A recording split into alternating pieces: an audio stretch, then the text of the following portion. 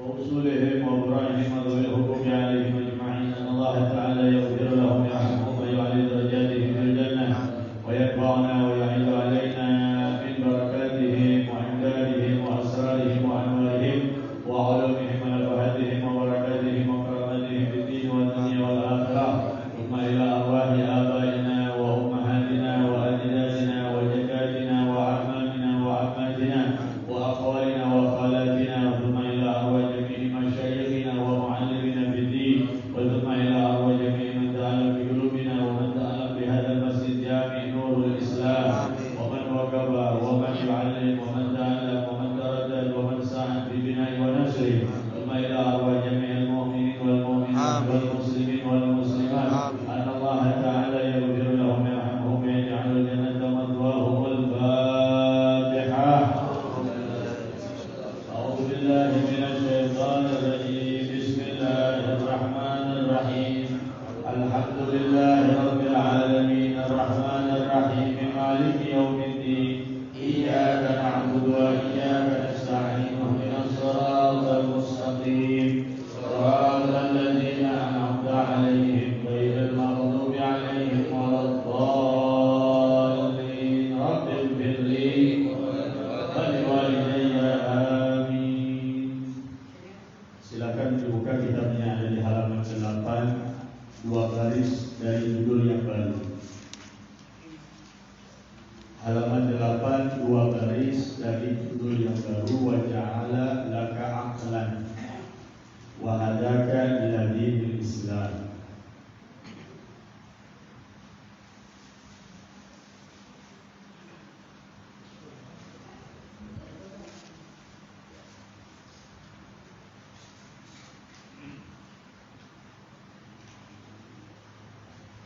Halaman 8, 2 baris dari judul yang baru ya. Judulnya Wajibul Walad Nahwa Rabbihi, 2 baris dari itu. Sudah ketemu? Bismillahirrahmanirrahim. Alhamdulillahi Rabbil Alamin. Wabihi nasta'inu ala umuri dunya wad din. Allahumma salli wa sallim ala sayyidina Muhammadin wa ala ali sayyidina Muhammad miftahi babi rahmatillah adada ma bi'ilmillah salatan wa salaman daimain bidawami mulkillah amma ba'du. Qala Syekhul Mu'allif rahimahullahu ta'ala wa adama nafa'a bihi wa bi barakati ulumihi wa bikum fid daraini amin. Radiyallahu ta'ala ankum wa qala radiyallahu anhu. Rabbi shrah li sadri wa yassir li amri wa hlul 'uqdatan min lisani yafqahu qawli. Subhanaka la ilma lana illa ma 'allamtana innaka antal alimul hakim. Wa la hawla wa la quwwata illa billahil aliyyil 'azim. Ya Fattah ya Alim, iftah 'alaina fathan qariba.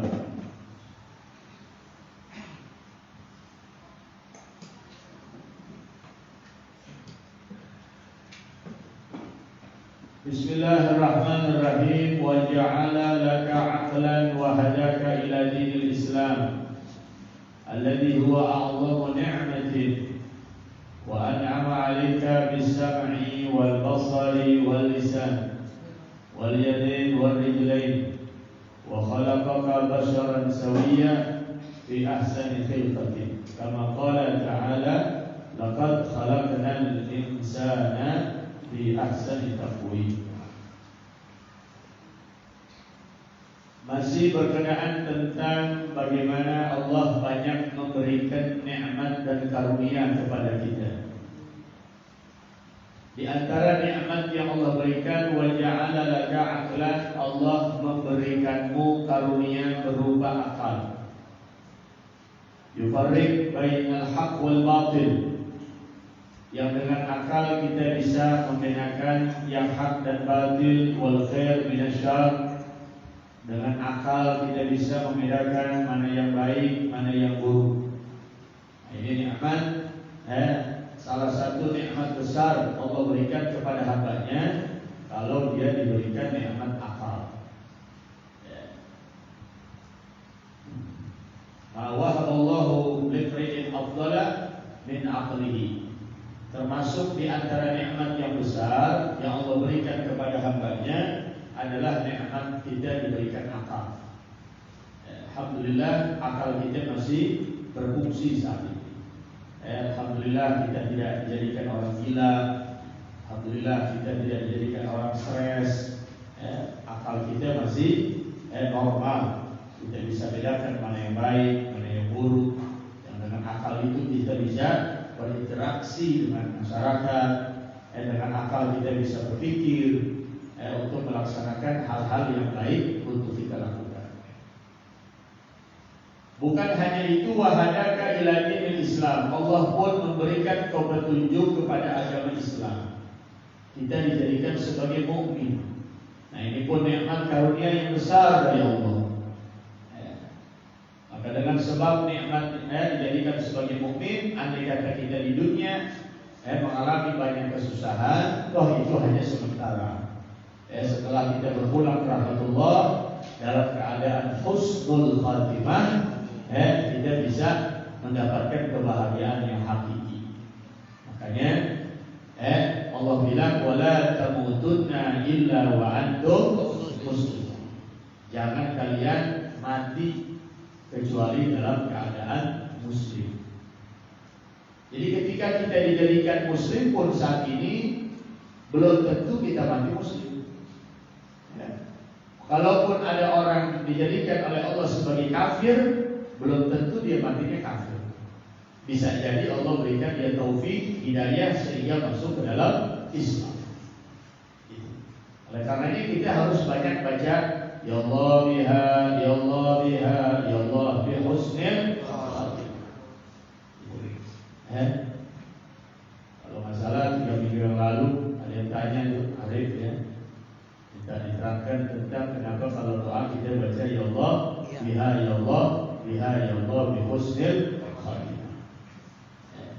Kita minta ya Allah biha, ya Allah dengan berkat amal soleh yang kami lakukan, ya Allah biha berkat dengan sholat yang kami lakukan, ya Allah bi husnil khatimah berikan kami mati husnul khatimah.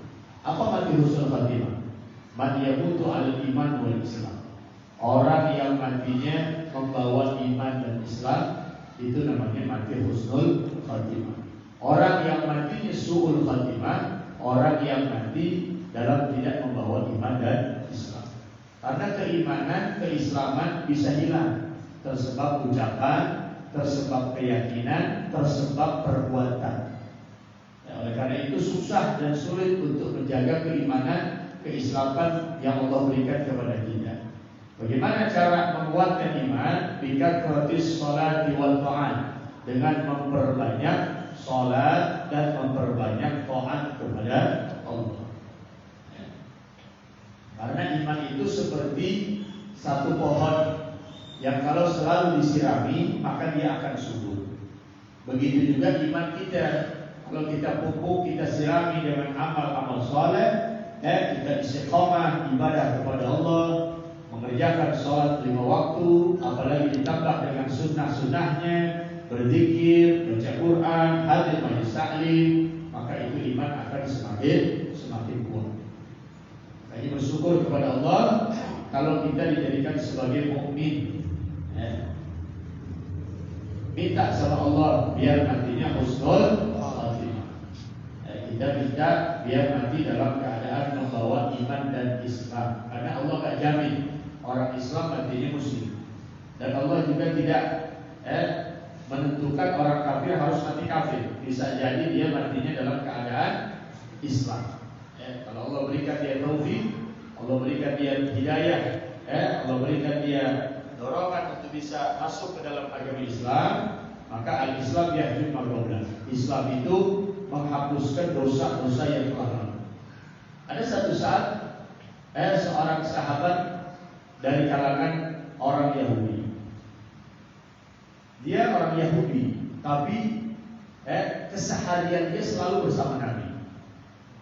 dia ikuti Nabi Muhammad, dia ikuti sepak terjang Nabi, dicontoh akhlaknya. Tapi untuk dia masuk Islam agak berat karena menghormati ayahnya. Karena dia gak mau mengganggu perasaan ayahnya, karena dia gak mau nyakitin perasaan ayahnya. Setiap hari dia bergaul dengan Nabi, bersama Nabi, bahkan berkumpul bersama Rasulullah. Dia doang yang gak muslim. Dia doang yang gak muslim. Suatu saat ayahnya sakit keras, sehingga Rasulullah SAW saat itu karena mendengar ayahnya sakit keras, pun ini anak kok gak kelihatan gitu. Akhirnya Nabi tanya, kemana tuh anak Yahudi? Kok tumben gak kumpul sama saya? Oh, orang tuanya sedang sakit ya Rasulullah. Orang tuanya sedang sakit. Akhirnya begitu orang tuanya sakit dijenguk, selesai dijenguk, sebulan orang tuanya singkat cerita. 1 bulan kemudian berbalik arah. Kalau 1 bulan yang lalu ayahnya sakit, kalau 1 bulan kemudian anaknya sakit. Artinya anak Yahudi sakit keras, sehingga biasa dia kumpul sama Nabi gak kelihatan. Nabi melihat ngomong sana, ngomong sini, gak ada. Oh, mana nih anak Yahudi? Ditanya lagi sama sahabat. Akhirnya sahabat bilang, huwa marid ya Rasulullah. Dia sedang sakit ya Rasulullah. Ayo bina, kata Nabi. Na'udhu, ayo kita jenguk. Begitu dijenguk betul, sangat pucat wajahnya. Memang dia menderita sakit parah, namun karena dia berkat dekat dengan Rasulullah, seumur hidupnya gak ibadah sama Allah. Tapi saat itu Nabi katakan aslim taslam, masuk Islam engkau, hai fulan, maka kau akan selamat. Begitu Nabi tawarkan dia masuk Islam, dia lihat ayahnya, dipandang ayahnya, dilihat ayahnya. Dia gak mau nyakitin perasaan bapaknya. Apa kata bapaknya? Ati Abul Qasim, hai anakku, ikuti saja apa yang dikatakan oleh bapaknya Sayyidina Qasim, yaitu Sayyidina Maulana Muhammad sallallahu alaihi wasallam. Jadi salah satu nama Nabi itu Abul Qasim. Kalau kita baca Dustur itu Sayyidina wa Habibina wa Syafi'ina Abul Qasim, ya kan? Itu Abul Qasim Nabi. Kata bapaknya, Ati Abul Qasim, atuhi olehmu Nabi Muhammad. Begitu dia dapat restu dari ayahnya, dia bilang asyhadu an la ilaha illallah wa annaka Muhammad Rasulullah. Lihat, seumur hidup dia gak nyembah Allah, gak ibadah sama Allah, tapi Allah tentukan dia mati dalam keadaan muslim. Kita alhamdulillah gak pesan dari request sama Allah, dijadikan sebagai umat Nabi, dijadikan sebagai orang Islam. Allah berikan cuma-cuma keislaman dan keimanan dalam hati kita. Oleh karena itu patut dan wajib kita menjaganya, mensyukuri nikmat. Khawatir kita mati dalam keadaan suhul khatimah, minta biar mati dalam keadaan husnul khatimah. Biasain kalau habis sholat doa tutup, ya Allah biha, ya Allah biha, ya Allah bi husnul khatimah, ya Allah biha, ya Allah biha, ya Allah bi husnul khatimah. Biar akhir hidup kita ditutup dengan husnul khatimah. Apalagi sebelumnya kita baca Sayyidul Istighfar. Allahumma anta rabbi la ilaha illa anta khalaqtani wa ana abduka wa ana ala ahdika wa wa'dika astata'tu a'udzu bika min syarri ma sana'tu abu'u laka bi ni'matika alayya wa abu'u bi dhanbi faghfir li fa innahu la yaghfiru dzunuba illa. Disebutnya Sayyidul Istighfar, pimpinannya, rajanya istighfar. Istighfar bentuknya banyak. Ada yang astagfirullahaladzim, alladzi la ilaha illa huwal hayyul qayyum wa atubu ilaih, gitu kan? Kalau Kalau kita baca itu 3 kali, dosa-dosa kita diampuni sama Allah meskipun kayak pasir yang ada di laut. Kalau Sayyidul Istighfar lebih utama lagi. Kalau kita baca tadi habis Isya kita baca alhamdulillah atas izin Allah. Andai kata umur nggak ada, tengah malam meninggal, subuh meninggal, maka dosa semua diampuni semua. Kalau kita baca pagi, meninggal sore, meninggal siang, dosa hari itu diampuni semua. Bukan hanya itu, bahkan rezekinya Allah bikin gampang. Rezeki orang yang lazim baca itu Allah bikin mudah. Rezeki yang baca itu Allah bikin ngalir terus. Allahumma anta rabbi, karena pengakuan kita kepada Allah. Allahumma anta rabbi, ya Allah, Engkau adalah Tuhanku. Allahumma anta rabbi wa ana 'abduka, dan aku adalah hamba. Engkau Tuhanku, aku hamba. Allahumma anta rabbi la ilaha illa anta khalaqtani. La ilaha illa anta. Allahumma anta rabbi la ilaha illa anta. Ya Allah, Engkau adalah Tuhanku. La ilaha illa anta, yang tidak ada Tuhan kecuali Engkau. Khalaqtani, Engkau yang menciptakan aku. Wa ana 'abduka, aku adalah hamba-Mu. Wa ana ala ahdika wa wa'dika mastata'tu, dan aku berada dalam perjanjian-Mu yang aku akan lakukan samamu. Wa aku bidzambi, aku akui dosa-dosaku. Wa aku bi ni'matika alayya, aku akui bahwa semua yang aku punya, yang aku rasa itu nikmat dari Engkau. Faghfirli, maka ampuni aku ya Allah. Fa innahu la yaghfiru dzunuba illa anta, tidak ada yang bisa mengampuni aku punya kesalahan dan dosa, hanya Engkau ya Allah. Tambah lagi baca ayat kursi, itu luar biasa fadilahnya. Orang yang melazimkan setelah sholat baca ayat kursi, pertama Allah akan jamin matinya dalam keadaan husnul khatimah.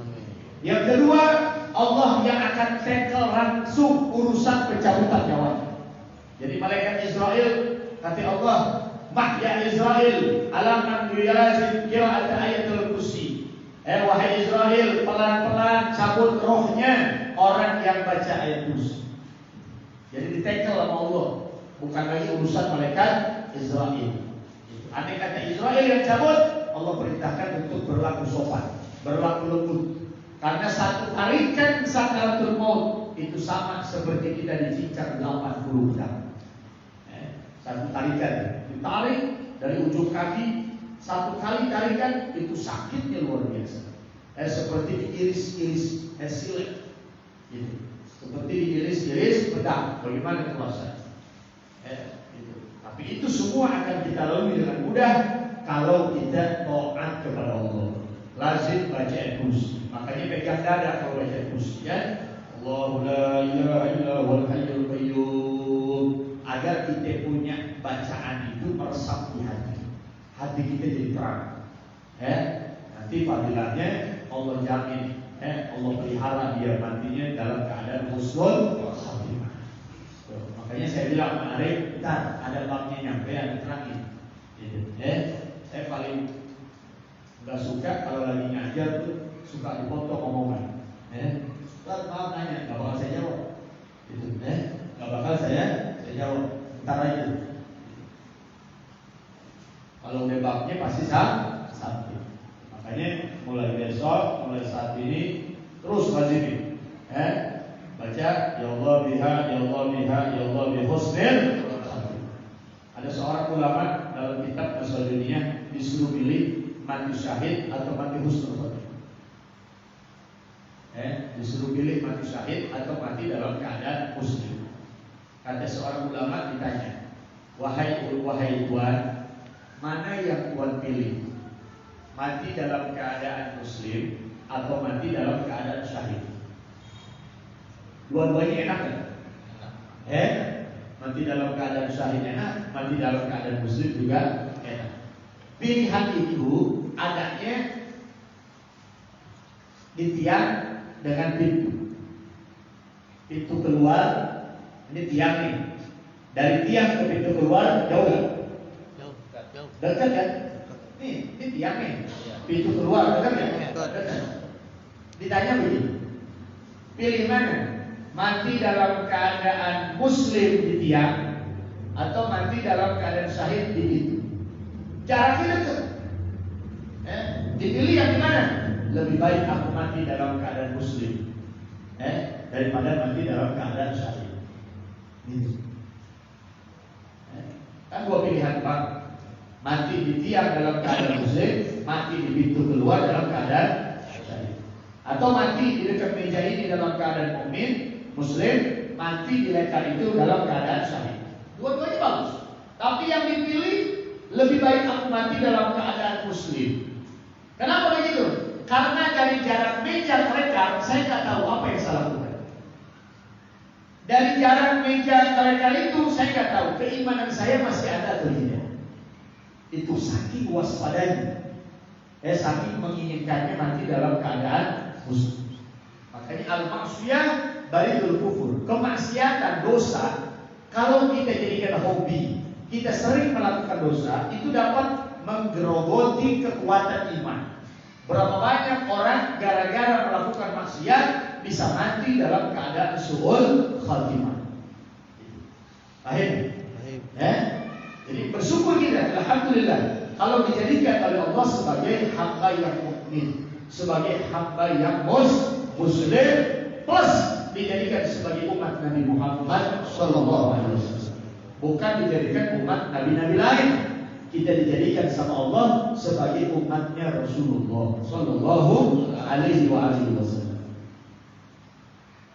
Alladzi huwa a'zamu ni'matin, yang mana nikmat iman dan Islam, nikmat akal adalah nikmat yang agung dari Allah. Dijadikan umat Nabi Muhammad, dijadikan umat Islam itu sebagai nikmat yang agung, nikmat yang besar, yang tak semua Allah beri itu nikmat kepada hamba-hamba yang lain. Wa an'ama 'alaika bis-sam'i, Allah pun yang memberikan kau nikmat pendengaran. Allah yang kasih kita pendengaran.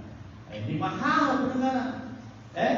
Kalau kita maaf misalnya sampai jadi tuli, nggak dengar, lemah pendengaran kita, butuh alat bantu. Keluar duit ya kira-kira?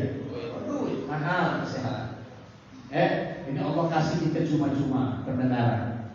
Ini nikmat. Makanya nanti nikmat pendengaran, nikmat penglihatan semua akan ditanya. Allah nyatakan inna sam'a wal basara wal fu'ada kullu dzalika kana anhu mas'ula. Inna sam'a, pendengaran yang Allah beri kepadamu, wal basar, penglihatan, wal fu'ad, hatimu yang Allah berikan kepadamu, kullu dzalika anhu mas'ula. Semua itu akan ditanya sama Allah. Pendengaran kita untuk apa? Penglihatan kita untuk apa?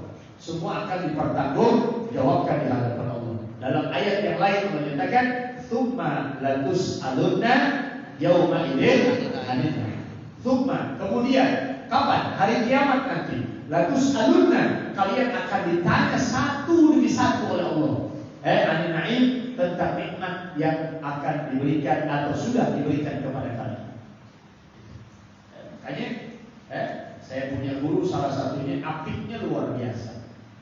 Namanya Mu'allim Al-Marhum Kiai Haji Sabilur Rasyad bin Haji Asmali. Saya ngaji walaupun gak lama sama beliau, tapi pengalaman yang sangat berarti bagi saya waktu saya mengantarkan beliau.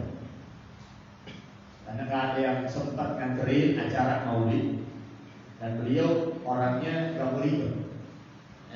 Karena acaranya di gang, udah gak usah pakai mobil deh, pakai motor aja, parkirannya jauh juga. Pakai motor saya anterin. Begitu nyampe di parkiran, jadi guru saya, yang namanya beliau kan pakai helm juga, harus buka jaket dulu, gitu kan? Helmnya dikasih saya, suruh pegang. Saya masih pakai helm.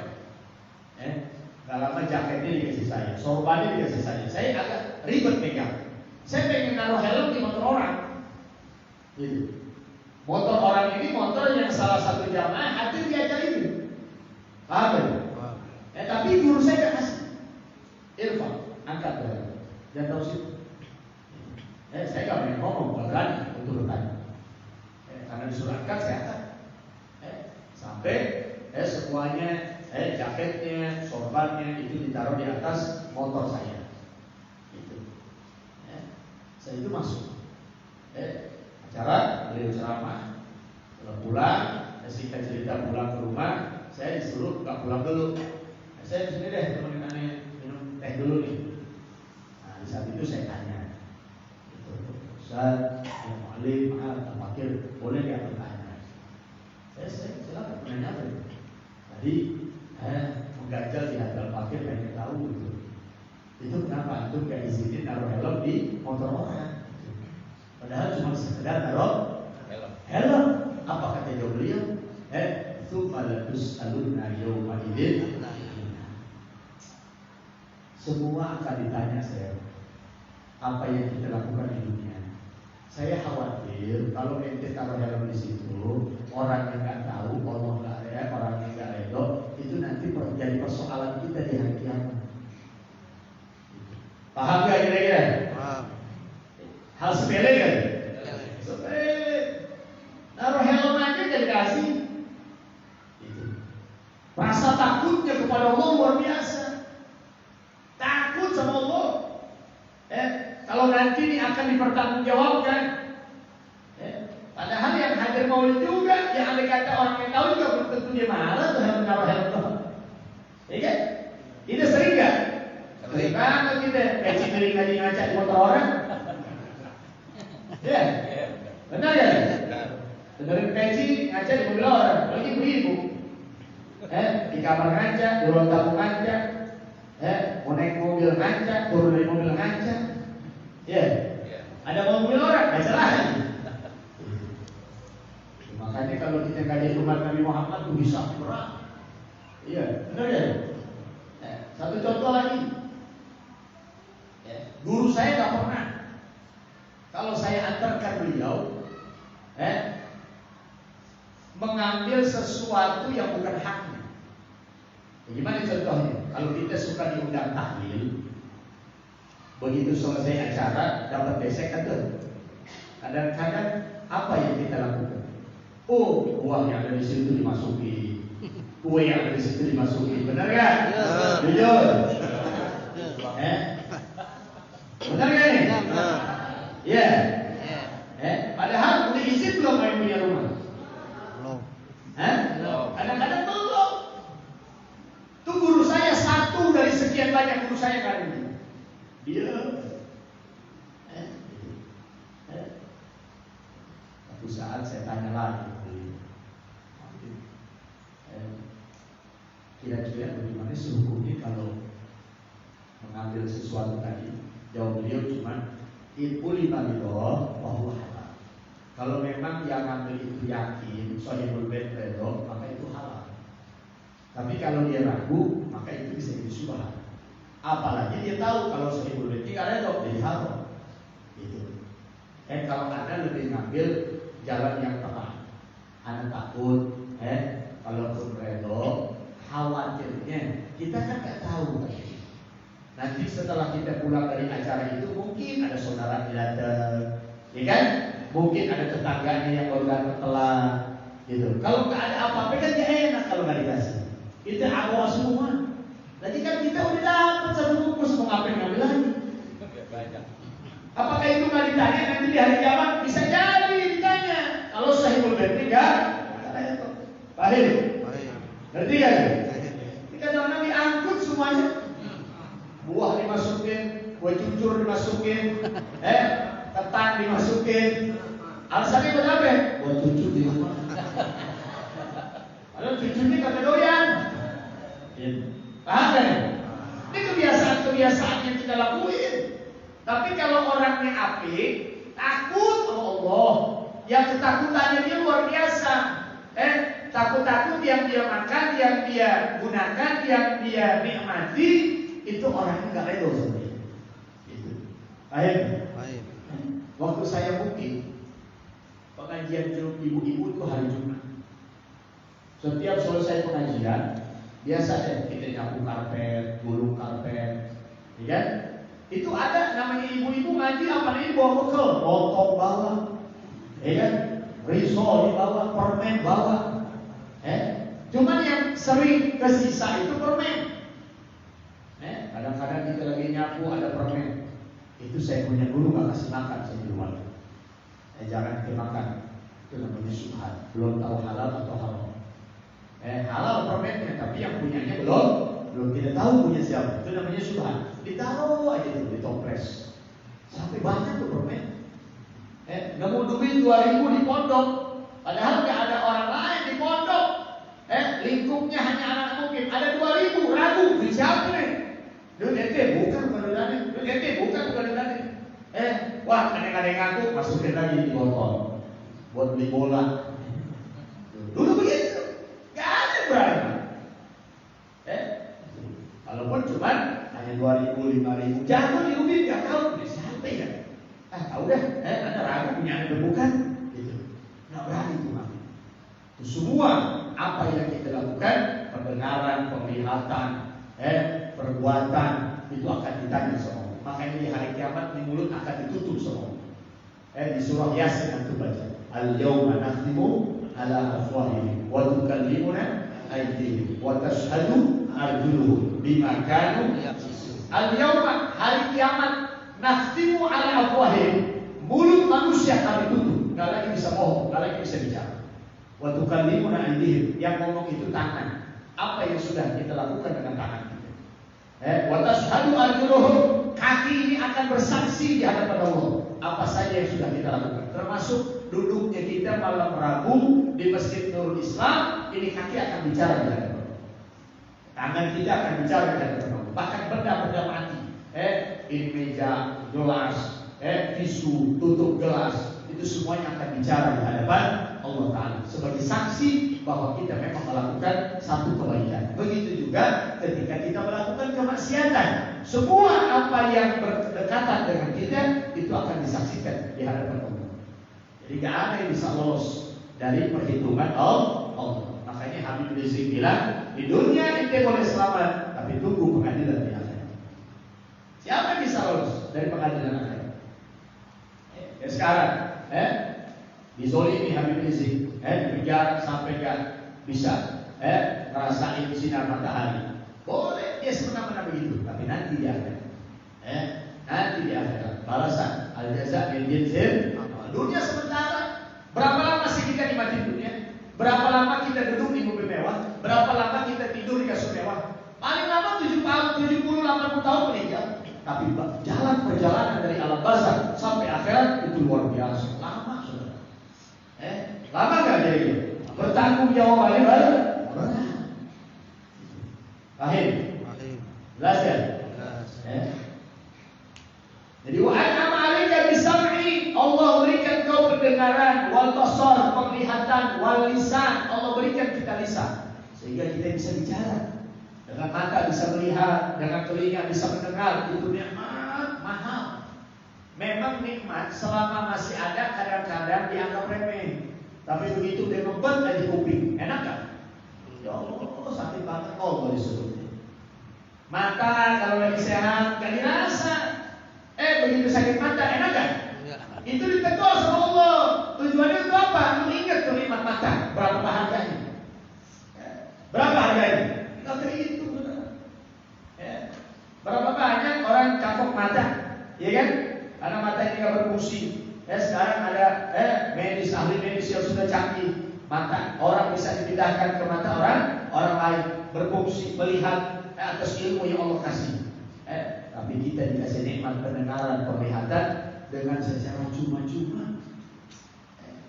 Jangan nikmat dengar, nikmat ini dan nikmat mulet deh, nikmat mulet enak gak mulet? Enak kita kalau mulet, ya. Nikmat ngedip, berapa kali ngedip? Coba kalau mata kita nggak bisa ngedip, robot aja. Kalau nggak ya, capek juga. Ngedip coba berapa kali? Dari sejak melek nih, sampai kita merem lagi, sampai kita melek lagi, berapa kali kita ngedip? Pernah kita bilang Allah, ya Allah, terima kasih atas nikmat mata yang kau berikan kepada hamba. Kapan itu akan terucap? Ketika kita sedang kena penyakit mata. Makanya nggak ada yang tahu nikmat itu mahal kecuali kalau nikmat itu udah dicabut. Nikmat lisan mahal, bisa bicara, bisa kita berdialog dengan orang. Jangan kita nggak bisa ngomong, sariawan aja. Sekali gigi daun semangat tutup aja. Besok kesariawan, enak gak ya? Makan gak enak, ya kan? Bangun tidur perih, benar ya? Itu nikmat dari Allah. Punya gigi, nikmat tuh kan? kagak bisa, makan nasi kagak bisa, pakai gigi palsu bau mulut. Paham gak tuh? Itu nikmat bukan? Iya. Makanya kita nggak bisa dikatakan hamba yang bersyukur. Allah bilang wa qalilun min ibadiyas syakur. Sedikit di antara hamba yang pandai bersyukur. Karena kita nggak pernah ngomong Allah, ya Allah terima kasih nikmat mata, ya Allah terima kasih nikmat pendengaran, ya Allah terima kasih nikmat bicara yang Kau berikan kepada hamba. Berapa banyak orang pengen ngomong nggak bisa, ya kan? Sampai terapi, benar ya? Iya baik kan? Ada bayi bertumbuh, 1 bulan, 2 bulan, 3 bulan, 1 tahun, 2 tahun belum bisa ngomong, dia apa itu bayi? Terapi, dia bisa ngomong, bisa ngomong. Mahal nggak bayar terapi? Mahal, bisa puluhan juta kan? Tapi kita dikasih nikmat bicara gratis semua. Makanya semuanya akan ditanya. Ini nikmat bicara, nikmat yang buat ngomongin yang baik-baik, jangan ngomong yang nggak baik. Semuanya akan ditanya semua. Nah, jadilah kita orang yang setiap hari makin takut sama Allah. Saya ditanamkan oleh guru saya seperti itu. Tanamkan sifat takutmu kepada Allah, maka semua makhluk akan takut kepada. Itu sesuai dengan hadis Nabi. Man khaufallah khaufahu kullu syai'. Siapa orang yang betul-betul takut kepada Allah, maka segala makhluk apapun akan takut kepada dia. Segala apapun akan takut kepada, berwibawa. Orang yang punya rasa takut besar kepada Allah, Allah bikin takut semua makhluk kepada dia. Gak gentar, gak pernah menyerah, gak pernah takut kepada siapapun. Kalau dia punya sifat rasa takut kepada makanya Imam Ibrahim menasihati muridnya, ketika dia mengadu, wahai Imam, wahai Tuhan, tolong berikan saya jalan agar saya bisa meninggalkan maksiat. Kata gurunya, silahkan kau berbuat maksiat sesukamu, tapi dengan syarat cari tempat di mana Allah tidak melihat. Kalau mau maksiat boleh, tapi cari tempat di mana Allah nggak lihat. Di mana Allah nggak lihat? Nggak bisa. Semuanya Allah lihat. Tuh ulama ngomongnya dikit, tapi mana tidak. Ngomongnya dikit doang. Silahkan maksiat, tapi cari tempat di mana Allah tidak melihat. Artinya mau ente maksiat dimanapun Allah maha lihat. Kalau ente yakin Allah maha melihat, masih berani juga berbuat maksiat, itu namanya meledek Allah, kurang ajar kepada Allah. Bagaimana dikatakan kurang ajar? Nggak tahu diri. Dikasih nikmat pendengaran, dikasih nikmat penglihatan, dikasih nikmat bicara, dikasih nikmat makan, minum, pakaian, kendaraan, rumah, fasilitas di dunia, masih juga ente masih berani sama Allah, itu namanya nggak tahu diri. Kalau Allah cabut nikmat, mau nggak? Bisa nggak Allah cabut? Bisa. Gampang. Berapa banyak orang kaya tiba-tiba jatuh payung. Berapa banyak orang miskin tiba-tiba naik derajatnya jadi orang kaya. Itu gampang pada Allah. Wa an'ama 'alaika bis-sam'i wal basari wal lisan wal yadayn, kedua tangan. Kedua tangan ini nikmat yang besar. Jangankan enggak ada dua, enggak ada satu saja. Taruh tangan kanan yang enggak ada. Bagaimana kita beraktivitas? Bagaimana kalau kita pengen istinja? Mungkin yang kiri bisa kita gunakan, tapi tiram air itu bagaimana? Itu dia. Nikmat. Luar biasa. Sekarang yang enggak ada yang kiri, enak enggak? Enggak enak juga saudara. Ini nikmat. Udah ada tangan bisa bergerak lagi. Jari bisa bergerak, sikut bisa bergerak, lengan bisa bergerak. Nikmat bukan? Yang gerakin siapa? Allah. Ada tangan gak bisa bergerak, enak gak? Gak enak. Stroke, kaku tangannya, enak gak? Gak enak. Itu nikmat. Makanya kita harus banyak bersyukur. Harus banyak bersyukur sama Allah. Banyak terima kasih sama Allah. Dengan berkat itu nanti nikmat-nikmat yang gak ada Allah tambahin. Bersyukur atas nikmat pendengaran kita dijaga. Bersyukur atas nikmat penglihatan kita dijaga. Sesekali kita curhat sama Allah di tengah malam. Kita gak bisa doa banyak kayak ustaz-ustaz, kayak kiai-kiai, kayak habib-habib. Ngomong di hati, ya Allah, terima kasih ya Allah atas nikmat makan, nikmat minum, nikmat pakaian, nikmat kendaraan, nikmat rumah, nikmat kebahagiaan, nikmat ketenangan batin. nikmat anggota tubuh yang sempurna dari pendengaran, penglihatan, akal, lisan, tangan, kaki. Kalau Engkau tidak berikan ini ya Allah, alangkah ruginya hamba. Ngomong tuh sama Allah. Tengah malam di saat orang tidur. Yang nggak ada siapa-siapa. Allah nggak bakal ngecewain curhatannya hamba. Mungkin kalau kita curhat sama orang, bisa jadi orang cuma dengerin doang. Solusi kita nggak dapet. Tapi kalau Allah bukan hanya didengerin, solusinya Allah kasih. Ya Allah, saya punya masalah ya Allah, yang saya nggak bisa ngadepinnya, saya lemah ya Allah, tolongin saya ya Allah. Ngomong begitu. Udah ngomong begitu aja istighfar. Astagfirullah Rabbal baraya. Astagfirullah Rabbal baraya. Aku mohon ampun kepada Allah, Tuhan yang menciptakan segala makhluk. Astagfirullah minal khotoya. Aku mohon ampun kepada Allah, Tuhan yang mengampuni segala dosa dan kesalahan. Mulut kita baca, hati kita bayangin dosa-dosa kita. Gak berasa tuh kalau kita lazimin air mata nanti netes. Tuh hati kita jadi lunak. Pernah gak begitu? Cobain deh nanti malam. Nikmat tuh doa sama Allah. Cobain nanti malam subuh jam 4:03 sekarang. Cobain sama Allah dua-duaan. Gak usah bangun jam 2, gak usah bangun setengah 2 kematian.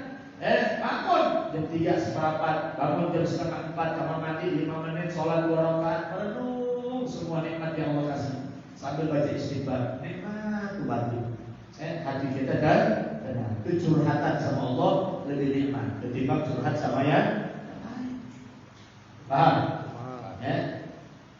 Waridlah ini Allah berikan kedua kaki. Nikmat kedua kaki ya Allah luar biasa. Dengan kaki kita bisa berjalan. Dengan kaki kita bisa menuju ke satu tempat, ke majelis taklim, ke masjid, silaturahmi, datangin saudara. Nikmat. Coba kalau kaki kita kan, asam urat. Jangankan nggak ada deh, putus misalnya kaki kena asam urat aja kan, panas kaki rasanya. Banyak tuh keluhan-keluhan. Orang kena asam urat rasanya gimana sih? Panas kaki sana. Udah panas, pegel gitu. Iya, begitu berarti. Enak kan? Tidur kagak enak. Itu nikmat dari Allah. Luar biasa. Makanya kita harus banyak bersyukur Allah. Udah dikasih kaki, dikasih jari. Coba nggak ada jari, bisa nggak kita jari? Bisa nggak? Nggak bisa. Mungkin karena saking malunya pakai sepatu mulu kan. Itu nikmat dari Allah. Ditumbuhkan kukunya, itu luar biasa. Nikmat yang mahal dari Allah. Karena kita nggak menyadari. Makanya kalau kita pengen bisa benar-benar bersyukur sama Allah, nggak bakal bisa. Kita renungin aja nikmat makan. Satu dulu. Makanya ada hamba Allah minta masuk surga dengan ibadah. Ya Allah, kata Allah, malaikat masukkan ini hambaku dengan rahmatku ke dalam surga. Si hamba ini protes, ya Allah, saya kan ibadah 500 tahun. Saya nggak mau masuk surga dengan rahmat, tapi dengan hasil ibadah saya. Protes dia Allah. Kata Allah, kalau engkau mau masuk dengan ibadahmu ke dalam surga, baiklah. Kita timbang nikmat satu mata yang aku berikan dengan ibadahmu 500 tahun. Jadi dia dari sejak balik sampai mati 500 tahun umur ini gak pernah ibadah.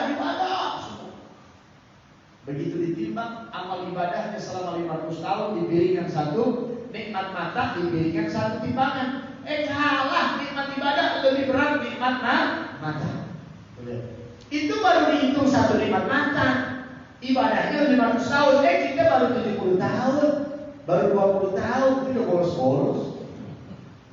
Musuhnya juga kan. Bisa kita masuk surga? Pantas gak kita masuk surga jadi ya? Paham saudara?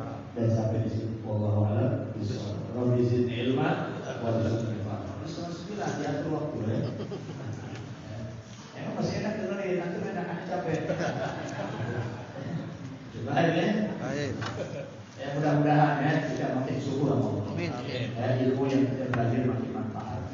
Hati kita makin takut sama Allah. Dosa-dosa kita diampuni sama Allah. Insyaallah. Sebelum saya tutup dengan doa, sekali lagi saya nggak bosan-bosan ngajak antum, bapak-bapak, ibu-ibu untuk bisa hadir pengajian di rumah saya waktunya hari Ahad esok tanggal 21 November, waktunya sholat asar berjamaah. Kalau minggu awal kemarin jangan datang dari sini nih. Malam ini habis maulid kali capek. Apa hujan lagi? Kalau buat saya hujan gak jadi halangan buat ngaji. Saya kalau ngaji ke guru ke mana-mana mau hujan kayak mau apa ya. Itu bukan alasan. Alasan gak ngaji itu kalau nanti baru alasan. Paham ya? Hujan kayak panas kayak apa. Makanya datang ke majelis taklim dulu. Jangan pernah tinggalkan kebiasaanmu hadir majelis taklim demi urusan yang lain. Tapi tinggalkan urusan yang lain demi kau hadir majelis taklim. Gitu. Bisa nggak begitu? Bisa. Kalau hujan dikit berbeda. Padahal di motornya ada jas hujan. Coba kalau dia kerja, kira-kira boros bisa nggak? Di kerja, di pabrik, kerja di mana? Begitu menjawab, boleh, mau hujan, datang nggak dia kerja? Di otaknya ber gaji. Kalau gua nggak datang, gua harus gaji. Paham nggak? Karena gaji kelihatan, kalau pahala nggak kelihatan. Makanya Imam Abdurrahman As-Suyuti menyatakan, andai kata majelis taklim itu diperlihatkan pahalanya oleh Allah, niscaya tuh yang di pasar, yang di jalan sepi, pengen dapat tempat terdepan hadir majelis taklim. Umpel-umpelan, desak-desakan, orang pengen hadir majelis taklim. Itu pahit. Mudah-mudahan minggu besok nanti bisa pada hadir. Dikasih taufik oleh Allah Subhanahu wa taala bisa hadir. Waktunya sholat asar berjamaah. Insyaallah. Bismillahirrahmanirrahim. Alhamdulillahirabbil alamin. Allahumma shalli ala sayyidina Muhammad wa ala ali sayyidina Muhammad. Allahumma hdina fiman hadayt wa afina fiman afayt wa tawallana fiman tawallayt wa barik lana fima atayt wa qina syarra ma qadayt. Wa sallallahu ala sayyidina Muhammadin wa alihi wasallam. Walhamdulillahirabbil alamin. Assalamualaikum warahmatullahi